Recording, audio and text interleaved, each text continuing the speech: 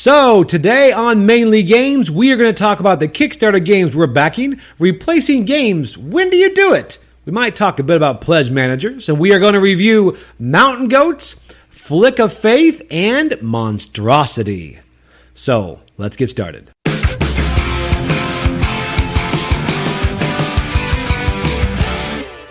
Hello, welcome to Mainly Games. I'm Joey. And I'm Alex. And we are here back for another episode. Another week has gone by. Yep. So anyway, so we talk about movies every time. What movies have we seen? None. Yeah, that's. Do you know why we've seen no movies? Why have we seen no movies? Because we have been playing board games for the last 4 or 5 nights. Yes. Till we start at 6. We finish about 2 a.m. We've been playing a lot of board games. It is one of those things that it's getting a little bit crazy. Good crazy, but crazy nevertheless. Yes, we have some friends some of our friends that were at Gen Con with us came down, and we thought we'd be playing with them 1 or 2 nights, and ends up it's every night. And it's been amazing. It's been great, like till 2 or 3 in the morning. Yeah. And the only reason we end then is because we have kids. Right. And then, of course, we have the problem of putting on Facebook that we're playing games, so we get other calls. Oh, you're doing games. And then all of a sudden, it turns into... So anyway, it's been good. It's been amazing. So we haven't played that many new games. No, we have, though, over the last couple of nights, played 20 games in total. Right. Which is a lot. It's a lot of games. Because we do have one group that we play our new games with. They're kind of our group that... You know how you kind of separate your game groups in your mind? And not just like war games versus like people like this type of theme or this type of theme, but sometimes you separate, or at least I do. I like to separate to which gamers just like playing games and which want to play a tried and true game. Yes. Like we have different groups, and one group that we normally meet every Thursday night. We're not this Thursday, but normally every Thursday night there we can play anything. If it's a good game, hooray. If it's a bad game, that's okay too. They don't mind. They'll play anything, and that's always really fun. Yeah, these guys are the ones that we will play with them, and we could all walk away and just say, "Whew, that was brutal." Yeah, that was a stinker. So, but there are also other game groups where you want to play a game that you know is going to land. Yes. Now that being said, not all games land. I'll be honest. Yeah. There were a couple that with our friends that did not land that I thought would. Like Loot and Run. Yes. Did not land, which I think we ended up playing that at like 1 o'clock in the morning. Yeah, I think we played that one too late. Which is not a deep game. No. But it's also, it's one of those things that I don't think, at 1 o'clock in the morning, it was just very odd to get that going. Yeah. And that never misses. No. But it was very odd to get that one going. And also, we did 5 Minute Dungeon because their daughter was there, and that was another one that it was probably 1:30 in the morning playing that one. Yeah, we should have played that one at 10, that's not 1:30. A bit, that was a little bit too much. Stressful. Yeah, because we only played 2 rounds of that. Normally you play like 6, 7 rounds of that. Yeah, because we were skipping monsters to get towards the end, and we lost. We lost quickly. We did. We lost bad. But I think we had the full contingent of 5 players at first, and then we dropped down to 4. So if we haven't played 5 Minute Dungeon, we love 5 Minute Dungeon. That's a great game. It's a great game. We haven't cracked it out in a while. We have not. I know when it came out, we got a lot of plays in of it. Yeah. And honestly, haven't even opened the other 5 minutes. No. Now that we've opened 5 Minute Mysteries, but Yeah. not our copy, someone else's copy. I did like that one. And the other one, like something in Curses or something, we haven't cracked that open. 5 Minute Marvel, we bought, and I went ahead and I think I sold that still shrink wrapped. Ooh. Yeah, because I heard some reviews that it was the same thing and kind of fidgety. I don't know. I heard some things that I thought, it's maybe not my thing. Yeah. And I love Marvel. I bought it because of the Marvel, but I've already got 5 Minute Dungeon. So anyway, that's what we've been doing lately. Yeah. And we've been playing a lot of games. We've been playing a lot of games for you guys. Yes. I know we have some good ones to review too. Yeah. We do. And of course, we're checking Kickstarter. We also thought, because people do ask us what we back on Kickstarter, and we thought, you know what? We would go through, once every little bit. Can I just interject here, though? The way Kickstarter used to work here with us is that Joey would see something on Kickstarter, and if it was good, he would ask me. Right. If it was bad, he wouldn't even bother, right? Yes. Well, this week, he made the mistake of introducing me to Kickstarter. It's bad. Yeah, he probably should not have done that, because I was like, this is amazing! Oh, she's getting so much on Kickstarter, and she's not the typical wife.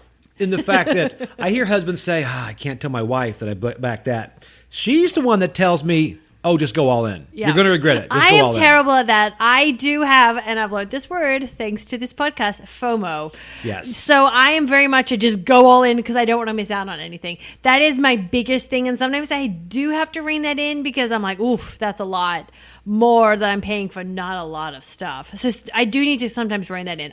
That is my weakness. I will freely admit that. Yeah. Yes. And that's the other thing about now. Okay, I will tell you, I was not going to talk about this until the next podcast. Yeah. But let's talk about Kickstarter for a moment. We back a lot of things on Kickstarter. We do, and it's kind of embarrassing. And now sometimes we back $1, just so we can decide later. You know, either their pledge manager. But sometimes we know what we want, so we back the entire project for that amount. Now, I go through, and because we back so much on Kickstarter, we're inundated with Kickstarter emails, whether they're pledge managers opening, surveys opening, closing. I looked just in our email to find something that I thought you had backed yesterday, and so I Googled in our Gmail Kickstarter. My goodness, the last 12 hours, we've probably had 50 emails from Kickstarter. Yeah, never Google in your email Kickstarter. No, terrible. Or even pledge manager, because everybody uses the word pledge manager in their email saying it's closing, it's opening in 3 months, so you can't find things.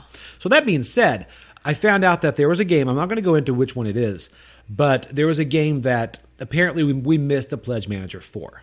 Right? It had closed. And it was one of those games that I ended up backing for about $130. Okay. Right? So it was one I wanted quite a bit of stuff. And I've messaged them about 2.5 weeks ago about where do we go from here? They've got my money, and I never got They've already taken it out, right? Right, and I haven't actually gotten this pledge manager done. So where do we go from here? And I haven't heard back from them. So it kind of got me a bit frustrated in the fact that, now, let's talk about pledge managers. I love pledge managers because people like Come On and stuff use that to get add-ons. Sometimes I see it as like, let's squeeze the last couple nickels we can out of this guy. And it's fine. It is what it is. It also gives you a chance to upgrade later. That being said, pledge managers are secondary, I think, when you back the project at first and you say, I want this. Ding. Yeah. So whether or not you say it again in a pledge manager, you've already given them that money. Yeah. And say, this is what I want. So at the very least, I think you should be able to get that product in which you backed. Like I said, I'm very new to this Kickstarter thing, so I did not realize that backing something on Kickstarter is a two-step process. You've got to put it in Kickstarter, and then you've got to go to the pledge manager later on. I feel like the second step is a little bit redundant and stupid. It used to be not that bad. Now, I do say that sometimes it's necessary in order to get their shipping location and your shipping address, and also the shipping amount, because a lot of places have different amounts. I get that. That makes sense. And shipping is a nightmare. And sometimes on Kickstarter where you could just say what country you live in and they can ship it to you that way. But that being said, I hope this gets worked out. Me and too. we will talk about it on this podcast whether or not it does. Stay tuned. Because I'm like, look, I've already said what I wanted. I paid for this, so let's kind of make that happen. Let's figure this out. The weird thing is they're taking late pledges right now. So you could go on now and pledge again. Right. I could go on there and pay again. You could. So I hope it's one of those things they just don't check their emails. But once who does not 3 check weeks. their emails? Yeah, apparently this company. Yeah. So that being said, I'm going to review terrible. this on the podcast when I get it, and I'm hoping the game is good. I'm also not hopeful about the game because one of those midnight backs. Oh. Yeah, so I'm not sure. Yeah. So who knows if it's good. Okay. But anyway, stay what have you tuned. been backing on Kickstarter this week? Let's take a look at what I have backed on Kickstarter. Yeah. Now, you wanted to back this one. I did. The Yura Penguin Mini. Yeah, I don't know. It got me with penguins. Yeah. I saw that and I thought, okay, yep. It looks fun. It looks cute. Looks cute and fun. And I thought very least Juliet would probably like it. So. And apparently it's a mini, too. Yes. So there's a larger version of it, which we did not get. No. And I almost did because it looks very simple. But ends up being like $80 for both of them. No, and I'm don't do that. Just get the mini one. I don't think I like that. Yeah. I almost wanted you to get that Loyalty or Liberty deck building card game, but we didn't back that one because we were a little unsure about it. So we a little hesitant. Yeah, because that was the first one they've ever created, and it just the description. I don't know if the game has been that much fleshed out. Yes. So this is one reason why next year at Gen Con I do want to go to that playtesty room, right, and playtest some things, so I know what's coming out on Kickstarter, so I can figure this out a bit better. I agree with that. And other things, I'm going to skip. I do a lot of 3D printable things and scenery and stuff, so I won't go into that now. One thing is I did back the roll camera, the expansion. Yes. Now, I'm not sure whether to get the reprint on the roll camera or not. And now I skipped that, or I didn't get that the first time it came out. And it sounds great. Yeah. You know, a lot it got of me people with the love B it. movie. Right, yeah, Yes. the B movie expansion I did back. But the other one, I will probably back the base game unless I can get it sooner somewhere else. Yes. And mainly Because just it didn't seem like what they were adding onto the base game is that amazing. Right. So they were just reprinting cards or something like that. Right. And there weren't that many Kickstarter exclusives. No. And I love when a company does that. Yeah. A company doesn't make it to where their game is subpar when it comes to retail. Are you talking about, come on? Yeah, I know. Can you imagine? Yeah. I mean, I feel bad for people that we play Marvel United with. Yes. And they love it. They're like, I'm going to go grab it. So they go to Target and they have like 6 heroes. Yeah. Compared to like the 80 or whatever. Yeah. And they don't make them available. No. But you know what? It's working for them. They're making like, I don't know. Evidently they're doing okay, but still $10 it billion. does. Yes, they're fine. I mean, enough to go on the next little trip to space with Shatner, I guess. Oh, they should. No, they shouldn't, because they need to get our next zombie sides out. They do. All right, so anyway, Rogue Camera, the reprint expansion, we did back that. We also did the Dandelions and Psychic Pizza deliveries go to the Ghost Town. We talked about those last week. They're from Board Game Table. Yep. So we backed those. Yep, and then another one we backed is One Deck Galaxy. I love One Deck Dungeon. Yes. Now, well, I will say I loved it when it came out, and I played it a lot. I have not touched Forest of Shadows yet. I've got it sitting there. But One Deck Galaxy, I'm excited about it. And it's not an expensive game either. So it's very simple, straightforward. And I saw it there at Gen Con. Yep. So I got to look a bit through the cards, and it looks good. It looks like exactly what One Deck Dungeon is, but it's basting. Hey, there are I'm okay little with variations with that. Yeah. I did see a game where I was perusing Kickstarter right before you hit the record button. Perusing. It's called Keep the Heroes Out. It just looks a fun game with dragons. Oh, yeah. You have your dragons. Yep, ghosts and dragons, and I think there's a little imp, they said. Yep. It looked really... Skeletons, dragons, imps, ratkins, slime, lizard folk, and poltergeists. Ooh. Yeah, we backed... we haven't backed that one. We will when this is over. Poltergeists. We will, but that looked just a really cute little game. Yep. So, yeah. Now, another one is a drop drive that I think I backed it now. I think I backed it for $1. I'll probably go more into that one. And that is pretty much that looks like good. It's a drop dungeon drop. So dungeon drop, which we do love dungeon drop. I love that one. Oddly enough, we play that a lot, and we haven't gotten our Kickstarter from that, which is pretty sad. We saw we could buy it at Gen Con. That's we so haven't gotten ours frustrating. yet, which is fine. It's fine. But now we have 3D printed the walls, so we can have our own walls there, and it's a fun game. We'll probably end up reviewing on the channel here. But Drop Drive looks similar, but more of a space theme, and it has a lot of variations on that. One we didn't back is, I think it's called Tales of the Red Dragon Inn. Yeah, I was wondering if you were going to back that one. Well, the thing is, Dana, someone in our gaming group, I say he's in our gaming group, he's not actually, he doesn't live down here. That's a problem. He's one that we always go to Gen Con with. He is all in a Red Dragon Inn. Okay. So he's got all the expansions, which makes it to where I don't have to buy all of them.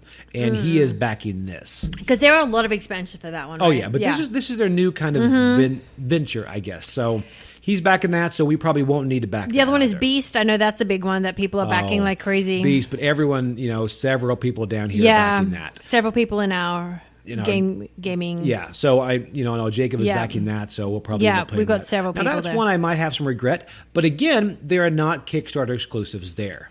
Yeah. Which is good, which I like that, because then it also will help their post-Kickstarter sales market, Absolutely. So I think if we like it, we'll end up buying Beast as well. Yeah. So I think that's more of a hidden role game. And there was another game, too, I was looking at earlier. I'm trying to see if I can find it. So anyway, was it Flee the Dragon? Have you talked about that one? That one looks good. Flee the Dungeon. Flee the Dungeon. I'm sorry. Yes. I'm thinking about Keep the Heroes Out. Yeah, no, so that one looks good too. That one does look good. So anyway, so there we go. That is it. Kickstarter, bringing the board games. So that is some of the ones we're backing on Kickstarter or have backed. Now, this is a weird topic to talk about, and I'll tell you why this came up. The topic is, when do you replace games? Because as we have talked about before, and the reason we go through our shelf of shame is... The whole reason for this podcast. Right, is our shelves are becoming full. Yeah.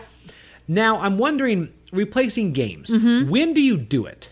When do you replace games? Because here's my point. We had just, for the first time, cracked open King of Tokyo Dark Edition, which is on our shelf of shame. We love King of Tokyo as far as one of the starter games, to get people into the hobby.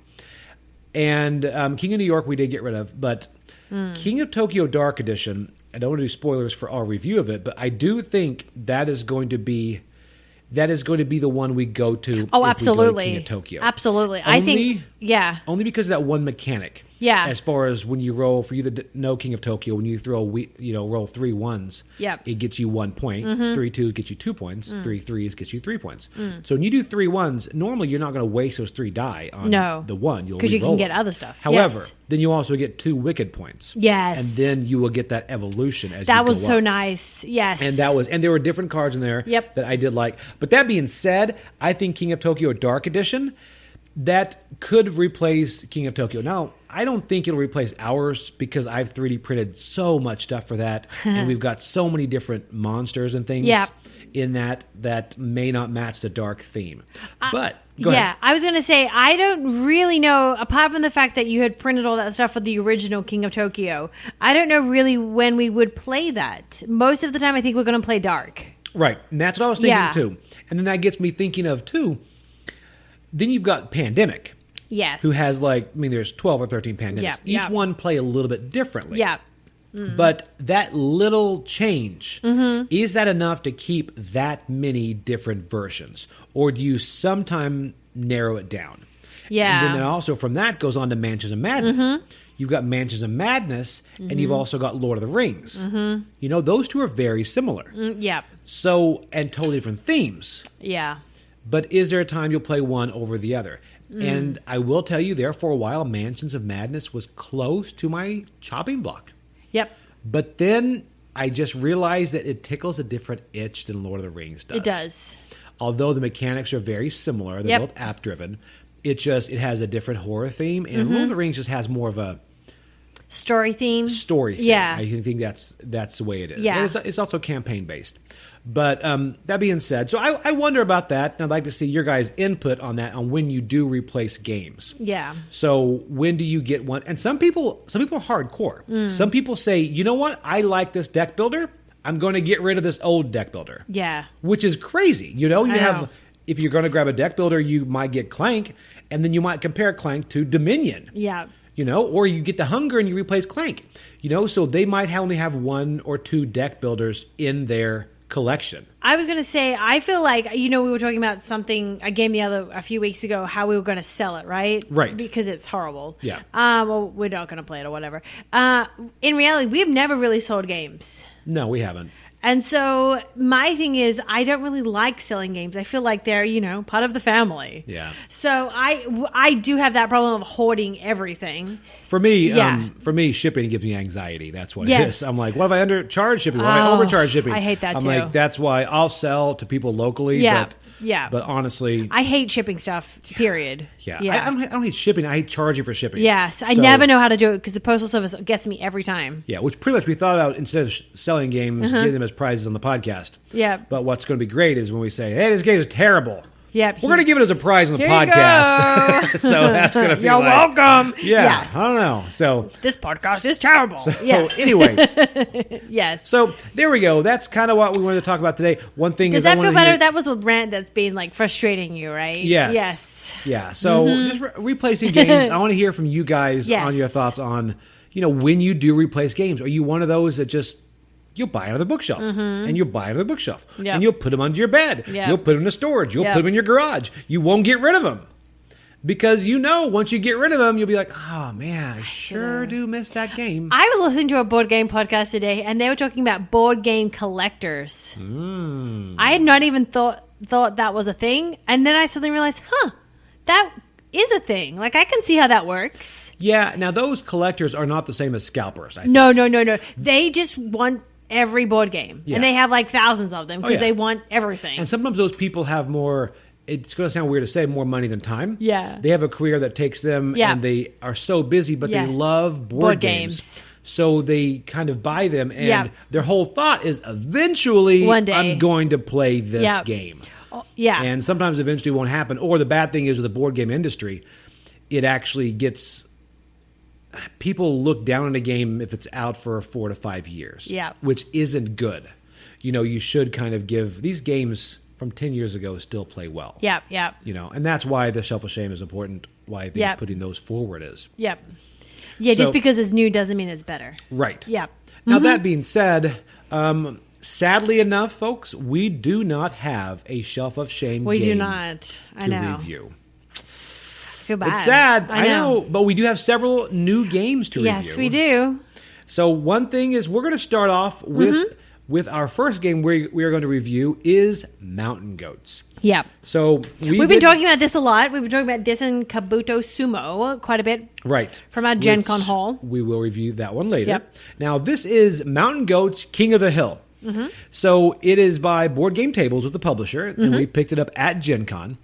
And the way this game is played, the weight is like 1.1 on BGG. It is an extremely light filler game. Yeah, it's about a 20-minute, 2 to 4 player game. Yeah, so pretty much what happens is you're going to have different hills set up on your table, and everyone has a goat at the end of that hill. Yep. And one hill may have maybe 5. It'll have 4 steps in front of it, all 5, 5, 5, 5. Next one, 6, 6, 6, 6, 7, 7, 7, 7, 8, 8, 8, all the way up to 10.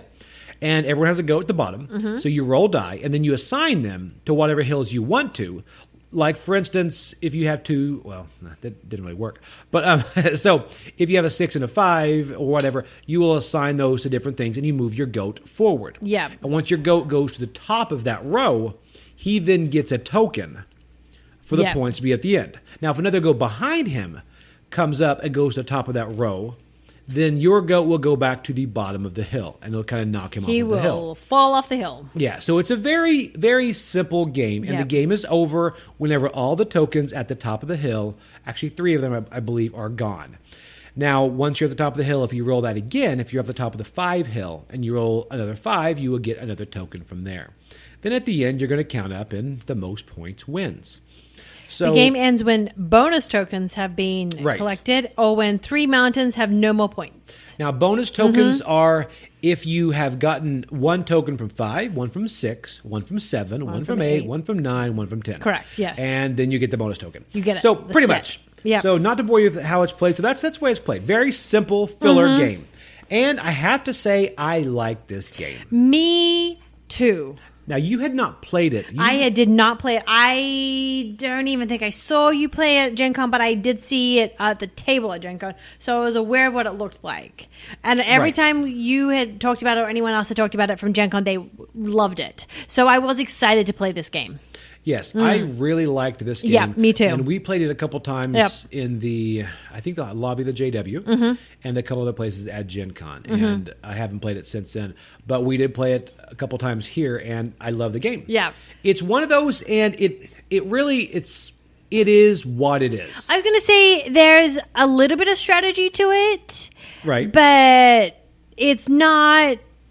You can be aggressive or as not aggressive as you want to be. Like, if you want to be that person who's knocking everyone's goats off, you can. Or if you just want to slowly put your own goats at their own pace up the mountains and collect the sets, you can do that too. You know, it's very luck driven, but it is a beer and pretzel style of game. Yeah.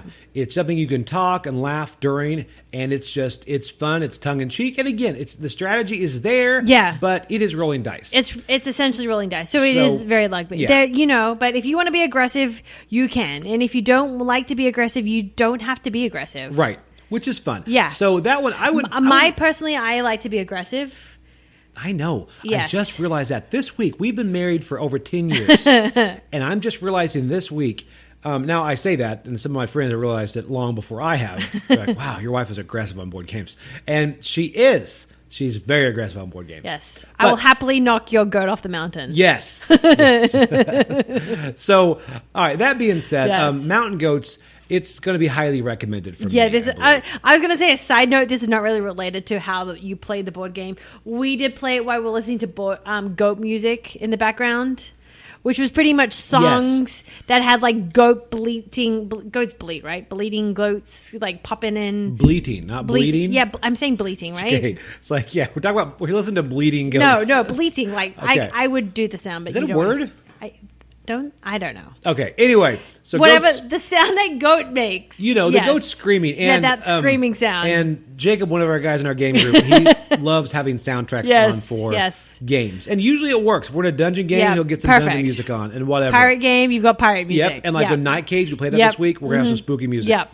However, he wanted to do goat music. And pretty much he did the YouTube one where pretty much they just kind of substitute Taylor Swift's voice for a goat singing. Yes. Or like screaming, I guess. And then you've got like a Katy Perry song and it interjects to the goat screaming. Yeah. It was pretty fun. That was pretty fun. It added to the whole theme. It did add to goats. Don't even know who won that game. I do.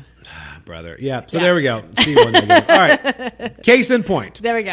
All right. So anyway, but great game. This is just a great beer and pretzels game, but it's really fun. End of the night filler. Yeah. You know, which we need a lot more of those. We do. Yes, I agree. All right. So there we go. That is approved. Yep. Mountain Goats by Board Game Tables. Then we have got one of the impulse buys from Gen Con. I say impulse buys. We all bought it. Everyone in my group there pretty much bought it. And it was Flick of Faith. Yes. Flick of Faith. Flick of Faith. It's very odd. And Flick of Faith is by Awakened Realms Light. And Awakened Realms are the ones that do Nemesis. And I will say this is not really similar to Nemesis. No, it is like a 1.2, I think is what BGG says the weight is. But it's a dexterity game. And this is pretty much what you're going to do is everybody plays a god. Yeah, there are 4 players. There are 4 players. You can be Zeus, you can be Anubis, you can be Loki. And Santa. Yeah, Santa is one of the exclusives we got from Gen Con. But everyone is a god.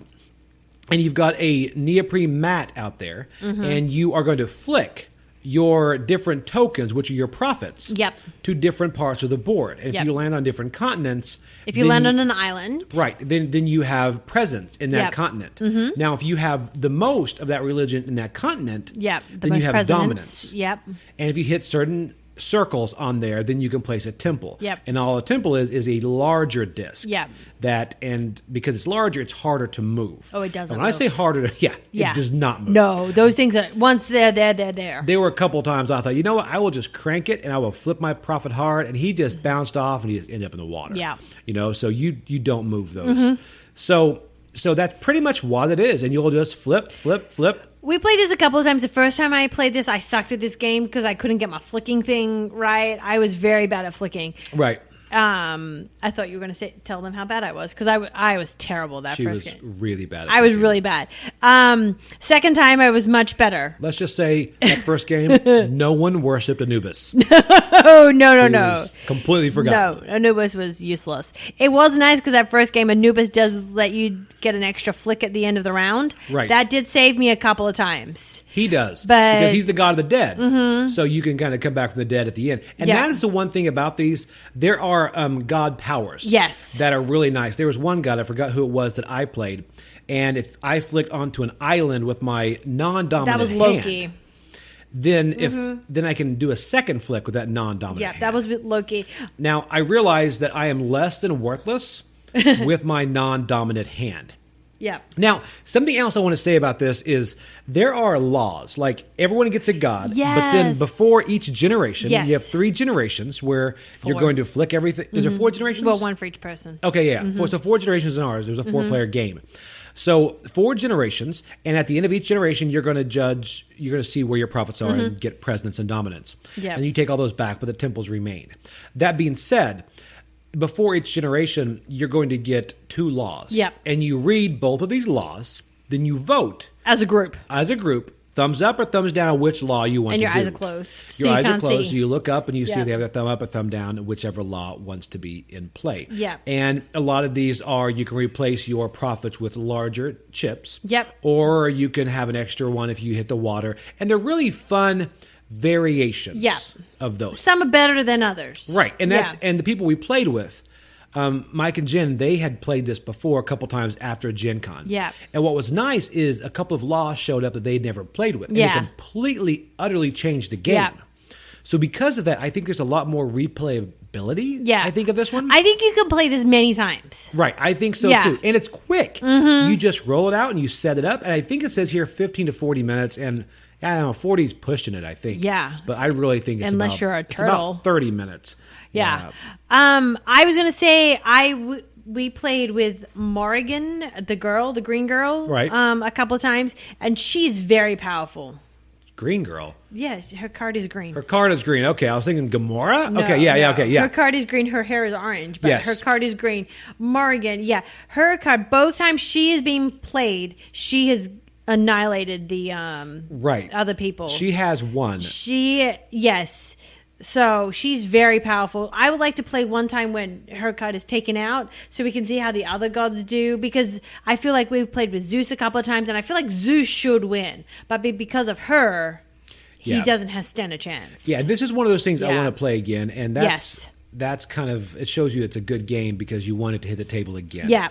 And because I'm ready to try different strategies. Yep. And normally I don't really want to play dexterity games a lot. I love them. I mean, we have Ice Cool, we've got Flick 'em Up, we've got a lot of those.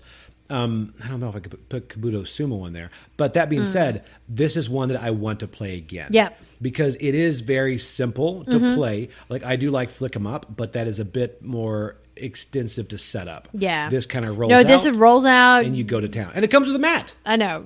I love play mats. Yeah. It comes with a mat. And I also like how it's very easy. You just give everyone their colors and off you go. Right. Yeah. That's excellent. All right. So now we're going to talk about another kind of a party game. And that is Monstrosity. Yes. Now, I'm not saying Monstrosity. I'm saying Mons, M-O-N-S, draw. Like you draw something, D-R-A-W, then S-I-T-Y. Yep. So Monstrosity. And this game was one of our first ones. We had this, when we got into Gen Con, our group likes to walk through there and we like to go ahead and do a lap. Yep. Right? Yep. We do a lap. We're like, okay, we're going to get a lay of the land before we buy anything. I mean, because normally we go there and grab the ones that we want before they sell out. But this time we were going to do a different way. Yeah. So, well, I was lining up. You were the one that went. Right. So we were going, and then all of a sudden, Mike comes back and goes, "Just bought this one." And I'm like, "There's like an hour into it," and he explained it. I'm like, "Yeah." So we all went to go buy that one. Yeah. So now, what the game is, like I said, it is a party game. Yep. We played with 8 people. Correct? We did put 8 people in that. Yeah. Now, it sounds odd. Yes. But one person will pick up a card and look at a monster. And they have got 20 seconds to look at that monster. Yep. Okay? So study it. Study the monster, and they put it down. Yep. And then they describe that monster to everyone else there. And everyone else has got a dry erase board. Yep. So you're going to say, like, well, let's see here. He had a brontosaurus neck. He had dragon wings. He had a flame at the end of his neck. Yeah. He had like 5 eyes that were more in the middle. Now his body was like a rectangle. Yeah. And it had a mouth in the middle. And it's crazy. So and you have 2 minutes to describe it to everyone. Okay? Mm-hmm. And then at the end of that 2 minutes, pencils down, test is over, and everybody flips it around. Yep. And that is the funny moment. Yes. When you get to see a lot of those and you're like, whew. Ooh. Like one guy said he had he has a vacuum for a head. And then you also reveal what the monster looks like. So the people are like, oh. Like one guy said he had a vacuum for the head, and everybody drew a vacuum like a dirt devil, big, for a head, but it ends up it was like a dustbuster. There's a difference. Yes. But anyway, so then you show it, and then the person who had the monster originally votes on who he thought was closest. Yep. And then everyone else votes on who they thought were closest. Yep. And if you voted for the same person, the person that dictated everything did, then you each get a point. Now the points again are secondary with a game like this. Now that being said, this is a game that I think we got because we did like telestrations for larger groups. I was going to say it's nice because it's something else we can play rather than telestrations. It's a nice alternative to switch it up a little bit. Yes. Yeah. And that's what I think too. Because telestrations was one of those that was hard to play all the time. Yeah, you don't want to play it now, we played it quite a few times this week, but until this week, we haven't played it for a couple of months. Right. For a while, they were playing it almost twice a week, and that was getting a little too much. Now, I don't think this will actually...